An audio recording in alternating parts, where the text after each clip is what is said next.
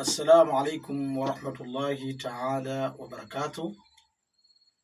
حمدا يوافي نعمة ويكافي مزيدا، والصلاة والسلام على أشراف الأنبياء والمرسلين سيدنا ومولانا محمد بن عبد الله صلى الله على آله وأصحابه وسلم. Watukufu ndugu zangu katika imani na mliokuwa nje ya imani, ndugu zangu, leo kwa ufupi nataka nitoe darasa hili linahusiana na majini wabaya pamoja na majini wema. Jini ni nani, ama jini ni kiumbe gani? Kwa nini yeye anaitwa jini, na sababu yake ya kuumbwa ni nini hasa? Allah tabaraka wa taala anasema katika Qur'ani, baada ya a'udhu billahi minash shaitani rrajim, bismillahir rahmanir rahim, wama khalaqtul jinni wal insi illa liya'budun, sikuwaumba majini na watu isipokuwa waje kuniabudu mimi. Kwa hivyo dhamira kuu ya majini kuumbwa katika ulimwengu huu ni kuja kufanya ibada, lakini Mwenyezi Mungu Subhanahu wa Ta'ala hakuacha nyuma viumbe vyake hivi vya kijini na kuvizungumzia katika Qur'ani tukufu. Baada ya a'udhu billahi minash shaitani rrajim, bismillahir rahmanir rahim, Allah anasema, kul uhiya ilayya annahu istama'a nafarun minal jinni faqalu inna sami'na qur'anan ajaba yahdi ila ar-rushdi faamanna bihi walan nushrika birabbina ahada wa annahu ta'ala jaddu rabbina mattakhadha sahibatan wala walada. Kwa hivyo majini ni viumbe wema, majini ni viumbe wazuri, wenyewe hupenda mambo mazuri. Lakini leo kuna utofauti wa majini na mashetani.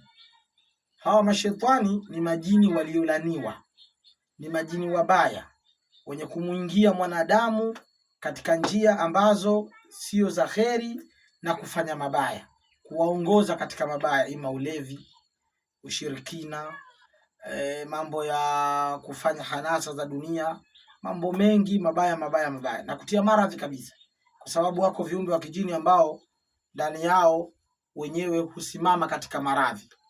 Lakini leo nitamzungumzia haswa jini huyu mwenye ubaya, ambaye jini huyu huitwa cheketu. Cheketu ni nani? Cheketu ni jini yoyote mwenye kupenda mambo ya kiuwanga, mambo ya urukaji, wawenda usiku tunasema. Hawa ni aina ya majini ambao wanapatikana katika makoo yale ya kijini, makoo mabaya. Unaweza kukuta na Mshilekha, Barakhayuli, Anahalaitwa, Shakmu, Nahashi, makoo mengi.